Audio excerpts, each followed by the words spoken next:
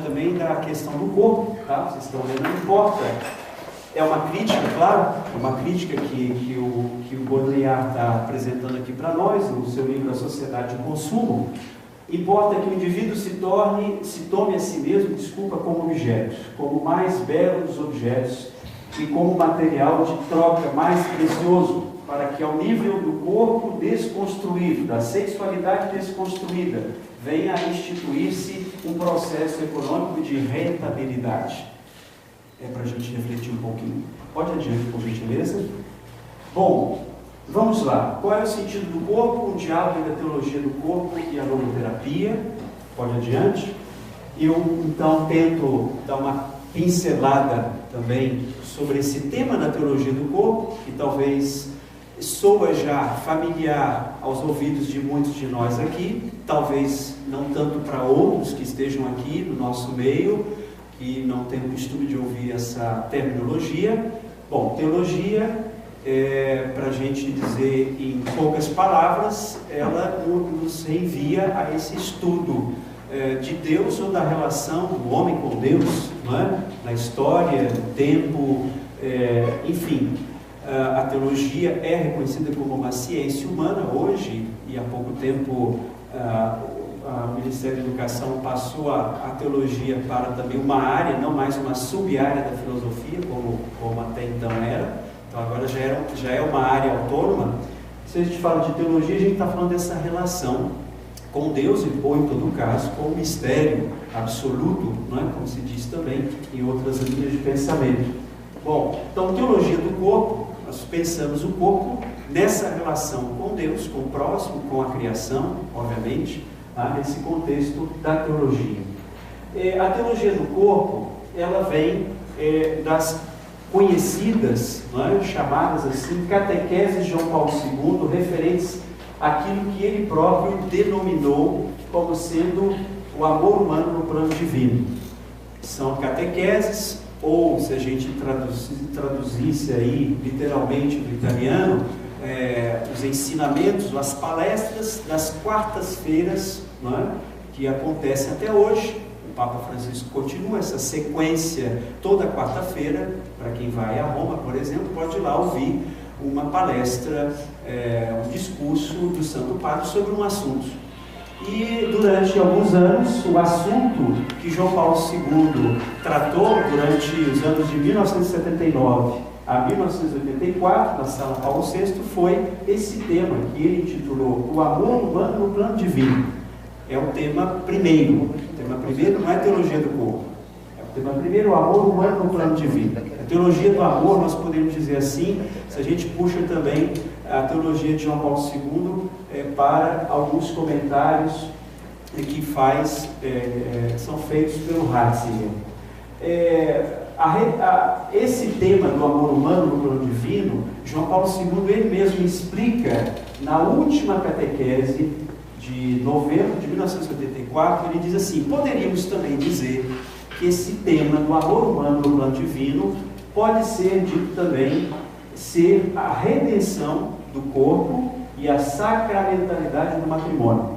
Eu não vou aqui destrinchar tudo isso com vocês, né? Porque cada hora parece um significado diferente que aprofunda o outro. Então vocês percebem que aqui teria muito assunto, tá? Vamos ficar um pouco na linha do amor humano, tá? E que nos reenvia a teologia do corpo. Obviamente que está tudo junto. O que João Paulo II quer dizer quando eu falo do amor humano, estou falando também da redenção desse amor por Cristo, tá? O meu discurso aqui, obviamente, enquanto teólogo, mas vou puxar um pouquinho para a filosofia em alguns momentos também, é um discurso que leva em conta a graça de Cristo, que traz para nós também uma transformação do amor humano, uma transformação também desse corpo que nós experimentamos, tá? Então, por isso também o tema da redenção do corpo e da sacramentalidade do matrimônio, do caráter sagrado da união matrimonial, tá ok? Então, é o próprio João Paulo II que explica isso na sua última catequese sobre o que ele discorreu durante esses anos, tá? E em que momento que aparece a teologia do corpo? Pode passar, por gentileza? Desculpa, tá? Eu tenho o péssimo hábito de encher meus slides quando eu dou palestra, tá? Aí eu pensava agora há pouco, e até confirmei com o irmão, porque alguns anos na França eu sempre ouvia assim, vou traduzir, não vou falar para vocês em francês, mas vou traduzir substituindo uma palavrinha, não é? Na França se diz assim, que eu estou substituindo, na França se diz que a geleia, não é? O conhecimento é igual geleia, quanto menos se tem, mais se espalha, não é? Porque o francês come muita geleia de manhã, tem pouca geleia, mas espalha tudo no pão. Aí eu brinco assim, aqui no Brasil eu falo, o conhecimento é igual manteiga, quanto menos se tem, mais se espalha, não é? Para ver se... Então eu brinco às vezes, espalhando aqui um pouco para ver se entra conhecimento, né? Me desculpem, mas eu acho interessante, é um trecho das catequeses, onde João Paulo II, ele mesmo explica um pouquinho todo, digamos assim, a estrutura, né? As catequeses da primeira e da segunda parte se servem repetidamente do termo teologia do corpo. Esse termo teologia do corpo, em certo sentido, é um termo de trabalho, em certo sentido. A introdução do termo e do conceito de teologia do corpo era necessária para fundamentar o tema, a redenção do corpo e a sacramentalidade do matrimônio, que a gente falou ali atrás, não é? Numa base mais ampla, É preciso observar, já que o termo teologia do corpo ultrapassa amplamente o conteúdo das reflexões feitas. Essas reflexões não compreendem múltiplos problemas que, em referência ao seu objeto, pertencem à teologia do corpo, como, por exemplo, o problema do sofrimento, da morte, tão relevantes, eu acho que faltam essa aqui, na mensagem bíblica. O que João Paulo II está dizendo, grosso modo? É que o tema da teologia do corpo não se resume ao tema do amor humano enquanto união homem e mulher. Há também uma teologia do corpo a ser feita, alguns teólogos vêm fazendo até nos últimos tempos aí, que diz respeito a uma reflexão sobre também os sofrimentos que nos atingem no corpo, não é? Sobre a morte que toca o nosso corpo. A realidade da morte é uma realidade sobre a qual nós somos também chamados a refletir. Ou seja, a teologia do corpo, mais amplamente percebida, deveria se encaminhar aí. Me parece que é um desafio também que nos é lançado. Parece que nós temos feito muito pouco esse trabalho na área de teologia do corpo. Nós temos trabalhado muito bem os aspectos da teologia do corpo que João Paulo II trabalha aqui nas catequeses, é verdade, mas ele deixa uma porta aberta para que a gente possa adentrar mais esse aspecto da teologia do corpo a partir também da reflexão sobre o sofrimento e sobre a questão da própria morte, tá? Então é importante a gente ter isso em mente, porque a teologia do corpo não se esgota ali, não é? Às vezes eu ouço muita gente trabalhando teologia do corpo pelo Brasil, mas às vezes faltam algumas precisões, justamente que o próprio João Paulo II faz, e deixando essa porta e esse convite para a gente avançar. Pode adiante, por gentileza. Bom, o esquema das catequeses, né, e suas fontes que João Paulo II trabalha, mais uma vez, aqui a gente se apoia um pouquinho em algumas indicações que ele mesmo dá, né? Tem uma primeira parte das catequeses, que vai da primeira a 86, tá? Dando o fundamento bíblico dessas catequeses, indicando os textos como base de uma análise das palavras de Cristo. Então, são as palavras de Cristo que são retomadas ali no início e são meditadas. Que palavras de Cristo são essas? A gente vai ver aqui, tá? São aquelas passagens referentes ao diálogo que Jesus tem com os fariseus sobre o matrimônio. Mateus 19, e tem o seu paralelo, nós chamamos assim, né, em teologia, tem o seu paralelo, texto quase igual, tá? Em Marcos 10. Texto quase igual, são paralelo dos evangelhos sinóticos, que muitas vezes tem trechos quase idênticos, não é? Às vezes com pequenas nuances, certo? Então, o Papa parte desses textos e, prosseguindo, tendo essas palavras pronunciadas por Cristo no Sermão da Montanha, sobre a concupiscência como adultério cometido no coração. Mateus capítulo 5, 28. É muito interessante, eu faço uma ressalva aqui, eu gosto sempre de fazer essa ressalva, porque isso aparece também no pensamento de Viktor Frankl, que é o lugar da consciência. O lugar da consciência. Eu gosto de dizer que o cristianismo é uma religião da consciência. Nós percebemos uma passagem muito interessante, que aliás lemos para quem foi às celebrações esses dias, na missa, textos de confronto de Jesus com os fariseus, sobre a exterioridade da prática religiosa. Os fariseus comentando, ou os mestres da lei comentando que os discípulos de Jesus não lavavam as mãos antes de comer. E Jesus vai fazer alguns comentários. Depois Jesus vai pegá-los e vai dizer: vocês pegaram muitas tradições humanas. É muito interessante perceber, em ligação com também uma reflexão que a carta aos Hebreus faz, o quanto que o cristianismo traz uma prática religiosa onde a consciência tem um papel fundamental, está mais no centro. Não são gestos exteriores que determinam, mas aquilo que eu decido em consciência, que me leva a fazer, de fato, o bem, procurar a verdade, né, e a seguir os caminhos de Deus, digamos assim, grosso modo. Né? Então, existe aí, de fato, um contraponto que é feito com a religião judaica, é trazer mais a religião para o interior e menos para o exterior. Tá? E Jesus coloca isso de forma muito enfática quando retoma, no próprio Sermão da Montanha, quando retoma os 10 mandamentos. Ele dizia: vós ouvistes que, eu vos digo que. Parece ser uma radicalidade que nós até não conseguiríamos suportar, mas, poxa, Jesus está sendo mais radical ainda, porque lá só falava do não cometerás adultério. Poderia ter deixado só isso, né? Tá bom, basta. Mas ele vai ainda insistir que quando eu já penso, não é, e desejo alguém, já estou cometendo. Por que isso? Porque ele vai ao coração, justamente, do centro das nossas intenções mais profundas, não é? De onde parte, o que torna o homem puro, vai dizer ele, não é aquilo que vem de fora, é aquilo que brota do coração do homem.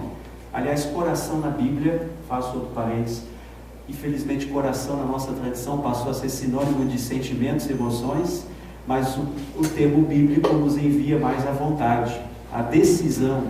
Coração na Bíblia é decisão, não é?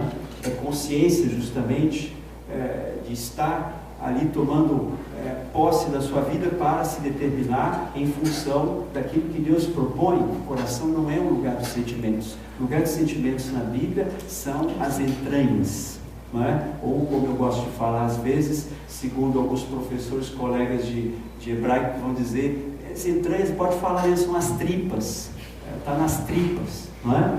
Então, ou seja, infelizmente a gente faz essas confusões porque temos as influências, né, que nos vieram aí do romantismo, e o coração passou a ser essa coisa bonitinha, né? Caixinha de bombom, de chocolate, coraçãozinho e tudo mais. E o coitado do coração perdeu o seu significado mais profundo. Então, Jesus volta a colocar as coisas, né? O adultério cometido no coração. Aquilo que brota do coração, também dizia outro texto que nós lemos essa semana de Marcos. O que brota no coração, né? Aí ele vai dizer, né, o adultério, vai dizer as imposturas, né, a violência e por aí fora vai. Bom, enfim, o Papa, nessa primeira parte, trabalha em cima desse tema da concupiscência, tá?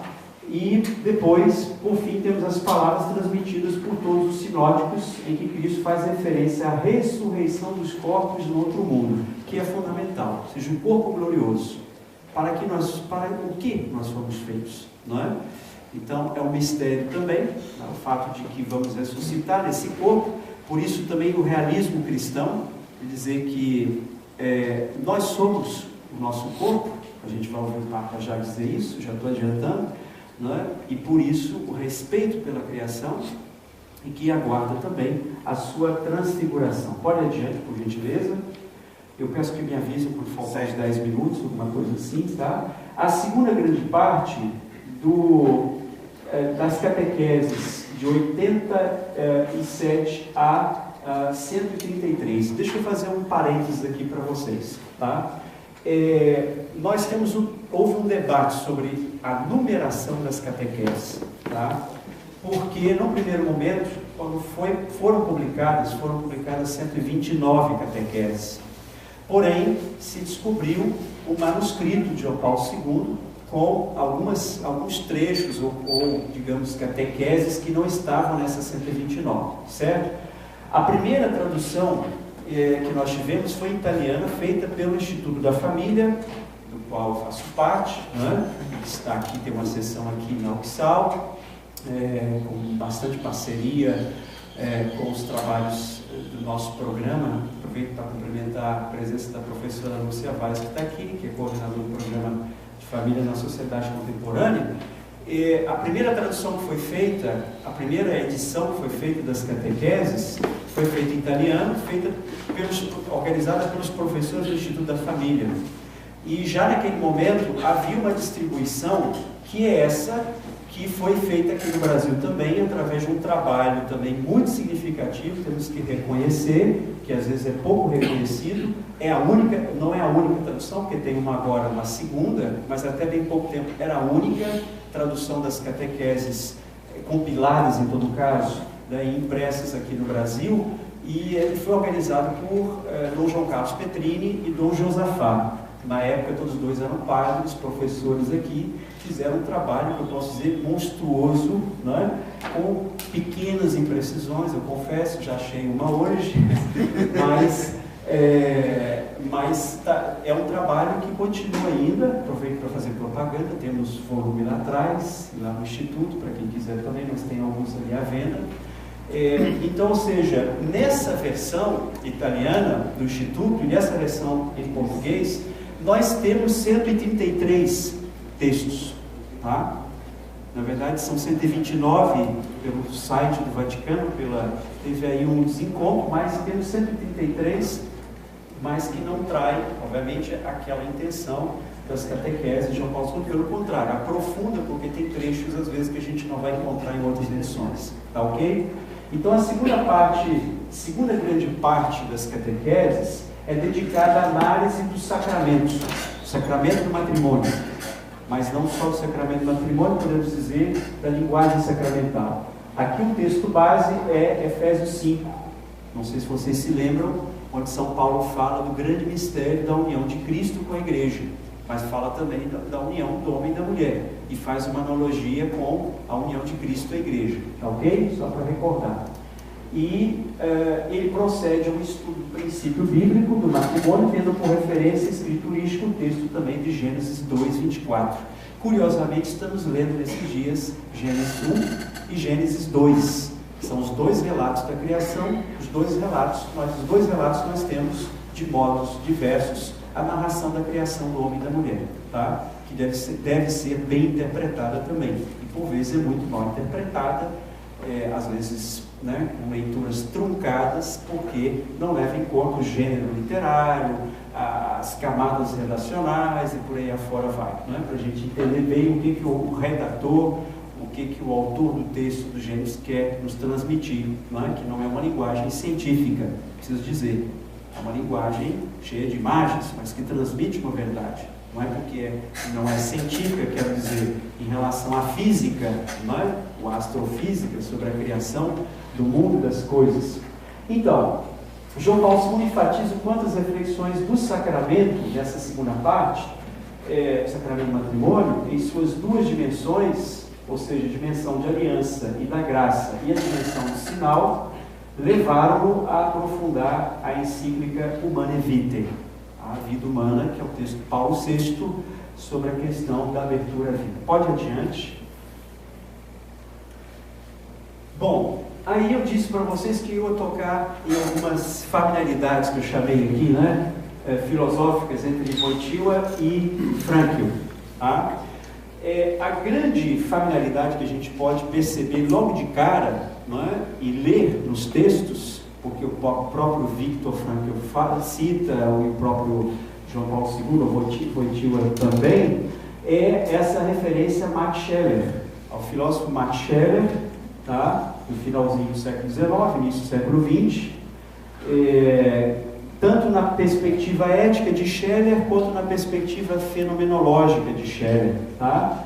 Aqui eu trouxe um trecho de Frankl, onde ele diz que a logoterapia seria o resultado da aplicação das categorias de Max Scheller na psicoterapia. Para entender isso, depois eu deixo os colegas aqui traduzir essas coisas, tá? Porque eles que são da logoterapia. Bom, eu poderia falar das categorias, a gente poderia sobretudo lembrar que essas categorias são a questão dos valores para Scheller, que se contrapõe um pouco a uma reação a Kant, mas que João Paulo II, por sua vez, tenta equilibrar com o pensamento de Kant. Tá? João Paulo II tenta conciliar um pouquinho Scheller e Kant nas suas reflexões fenomenológicas e antropológicas, porque a gente pode dizer também que tem uma antropologia personalista em Scheller, já o início de um personalismo aí, ainda que depois a gente vai ter escola personalista mais tarde, com Monnier, etc. e tal, mas a gente tem já uma antropologia personalista ou até uma ontologia personalista, né? Então, os dois têm como método uma fenomenologia, partir da experiência, não é? E podemos dizer que tem aí um confronto com a consciência do sujeito, não é? A autoconsciência de si mesmo com o real, e nesse confronto de ver como é que a gente interpreta e avança no conhecimento de si e do real que está diante de nós, não é? Então, João Paulo II depois transfere isso para o âmbito da metafísica, ou seja, pega a fenomenologia, procura avaliar bem a experiência, mas depois projeta também para além da experiência, ou seja, buscando esse lado também da transcendência do sujeito. Ok? Pode adiante. Então, é isso que eu queria ressaltar para nós, para fazer até um gancho com o que pode ser dito mais adiante, né? A gente não conversou antes, mas para fazer essa ponte filosófica aí. Bom, eu ressalto alguns pontos da filosofia e da teologia de João Paulo II. Eu diria até que João Paulo II, ele fez mais uma filosofia do que propriamente uma teologia. João Paulo II não era teólogo quando começou a escrever. Bom, era teólogo assim, tinha uma teologia, mas eu digo, não tinha feito ainda grandes estudos de teologia quando começou a pensar a questão do corpo, e quando estudava Scheller, pensar toda a questão da pessoa e do agir humano. Tá? Então, nós tiramos algumas conclusões, né, algumas expressões de João Paulo II são fortes, né, que o corpo é o sinal da pessoa. O homem é o corpo. Nós somos o nosso corpo. Né? Catequese de novembro de 1979. Podemos afirmar com Granados e Anderson, eu sou o meu corpo. Quem são esses dois? São dois professores do Instituto que produziram essa obra aqui, chamada Ao Amor, a Teologia do Corpo segundo João Paulo II, que depois do livrinho conhecido, bastante conhecido no Brasil, A Introdução à Teologia do Corpo, de Christopher West, esse aqui é a referência hoje, me parece, não é? Foi publicado pela Criação Nova, por sugestão minha, eu fiz a ponte com eles lá, fiz a proposta, eles aceitaram e, de fato, tem ajudado bastante. Para mim, é a referência teológica da teologia do corpo hoje. Tá? Christopher West pode dar uma introdução, eles podem complementar um pouco mais. Aqui eu me baseio também, sugiro, esse livro também foi trabalho nosso lá na CNBB, do professor Jaroslav Merezky, sobre o corpo e transcendência, que traz a antropologia filosófica de João Paulo II. Aqui tem uma riqueza tremenda. Para mim são as duas referências hoje, teologia e filosofia. Não conheço outra coisa aqui no Brasil traduzida em todo caso, tá? Tem, infelizmente, alguns errinhos, a gente sofre muito hoje no Brasil com tradução e com revisão, é um problema, né? Mas dá para passa alguns pontos ali que não estão muito justos, ok? Eu me inspirei muito no Merezky também para lembrar alguns pontos filosóficos da antropologia de João Paulo II. Bom, aí ele continua a Catequese 9, por exemplo. Catequese 9 e 10 a gente tem várias afirmações assim relativas ao corpo. O corpo revela a pessoa. Esta fórmula concisa contém já tudo que sobre a estrutura do corpo como organismo, sobre as suas vitalidades, sobre a sua vitalidades, talvez, né? O erro singular tem que talvez colocar plural aqui. Sobre a sua vitalidade, sobre a sua particular fisiologia sexual, etc., poderá algum dia dizer a ciência humana. Ou seja, essa fórmula, o corpo revela a pessoa, ela é praticamente anterior ao que a ciência pode dizer, destrinchando, digo, uma ciência exata, não é? É preciso recordar o quanto que o tema do corpo foi de grande interesse em meados do século passado, não é? Lembremos aqui o Merleau-Ponty, por exemplo, tá? Ou o Michel Henry, que trabalharam o tema do corpo, e que hoje são muito retomados e confrontados com a teologia ou a filosofia de João Paulo II, e com muitas passarelas, com muita proximidade, porque são fenomenólogos também, são da linha da fenomenologia, e João Paulo II bebeu também nessa fenomenologia do corpo, e a gente encontra aí proximidade e afirmações que são muito comuns. O corpo, continua o Papa, num livro que se chama Metafísica da Pessoa, o corpo humano, como é geralmente entendido em sua dinâmica visível, é terreno, em certo sentido, até mesmo um meio de expressão da pessoa. Pode adiante. Alguns conceitos, tá? Acho que eu tenho mais umas 2 lâminas só, e já vou concluir. Alguns conceitos que a gente encontra na teologia do corpo de João Paulo II, que aparecem com frequência, precisam ser aprofundados, tá? A linguagem do corpo. Se o corpo é a pessoa, se nós somos o nosso corpo, tem uma linguagem. Hoje nós temos centenas, talvez milhares de livros que falam sobre como que o corpo fala, não é? Mas muito na área do funcional. Às vezes a gente vai aprender técnicas, por exemplo, para saber quando a pessoa está mentindo, não é? Porque o corpo está dizendo que ela está mentindo. Ou, às vezes, a gente basta olhar para a cara de uma pessoa quando saiu de um exame, que o exame não foi muito bom, não é? Que a prova não foi muito boa. O corpo está falando, mas há algo mais profundo, não é? Há uma linguagem que engloba toda a pessoa de fato, não só um momento pontual, mas uma linguagem que expressa. E aí essa linguagem, ela tem vários âmbitos, a gente poderia dizer, né? Ou várias características. O corpo exprime de per si a pessoa. O espírito, a interioridade, isso aqui é o sentido objetivo da linguagem do corpo, tá? A gente pode ver isso nas catequeses 104. O corpo exprime de per si a pessoa. A pessoa pode se comunicar e exprimir-se ativamente por meio do corpo. É o sentido subjetivo. Eu me comunico por meio do corpo, não é? Aquilo que está no meu subjetivo. A linguagem do corpo é um profetismo do corpo, uma expressão também pouco trabalhada, mas que João Paulo II usa muito nas suas últimas catequeses, pois busca uma outra linguagem. O que é isso? É essa abertura propriamente transcendente, e essa abertura também à graça redentora de Cristo sobre o corpo. Existe uma linguagem que pede, que faz apelo a algo que algo pelo qual nós estamos com um anseio, não é? Porque sentimos que há uma tensão no nosso corpo. Se a gente parar para pensar, temos, volta e meia, nós, um certo incômodo. Às vezes nos sentimos muito bem, mas às vezes sentimos que talvez não esteja muito bem no meu corpo, não é? Às vezes se coloca um pouco pelas dores, pelo cansaço, pelo estresse, sei lá o que, a gente se sente um pouco como que não em casa, não é? Então existe aí um desejo, uma ânsia de um equilíbrio também, de uma harmonia com esse corpo, tá? Corpo como tarefa, bastante interessante, é aqui que passa talvez algumas imprecisões no texto das catequeses, que nós temos aqui nessa primeira edição. João Paulo II afirma que o corpo é uma tarefa, é um trabalho, tá? Como eu gosto de lembrar de um filósofo que eu trabalho, que é o filósofo italiano Borduri, quando a gente fala de tarefa, é aí que a gente pode unir e não separar e não distanciar a noção de cultura e natureza, tá?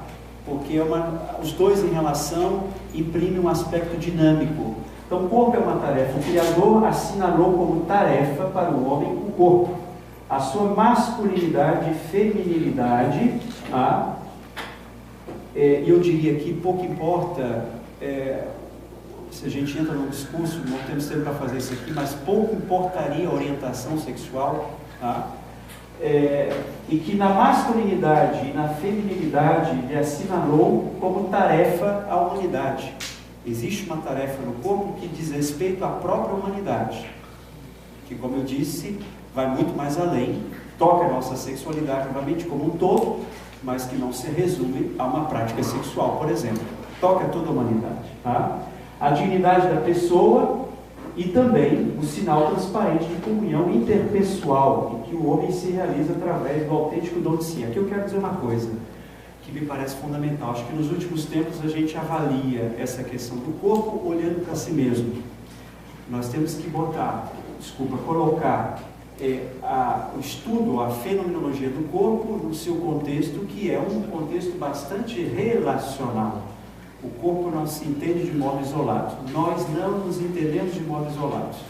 Nenhum ser humano se entende de modo isolado. Nos entendemos na relação e o corpo a mesma coisa. E aí, bom, faltaria tempo. É por isso que o tema da diferença sexual vai ser importante, mas, repito, diferença sexual entendida aqui como sexualidade e não como prática sexual simplesmente, tá? Mas essa diferença que imprime em todos nós uma abertura à relação. E pouco importa o estado de vida no qual nós estejamos. Temos essa dependência, uma dependência que nos faz aprofundar a nossa própria humanidade em relação e aprofundar o próprio tema do corpo. Adiante, eu acho que a gente termina. Tá, eu só vou... o outro ponto é o corpo como sinal da imagem do Criador, que já está um pouco anteriormente, porém aparece com mais força no corpo como sacramento. O corpo é sacramento da pessoa. O que é o sacramento? É sinal. Mas aqui o Papa insiste muito ao falar de sacramento, que ele é um sinal, nós poderíamos tomar, o sinal visível da coisa invisível, e essa coisa invisível não é somente a pessoa, mas ela reenvia também ao seu Criador.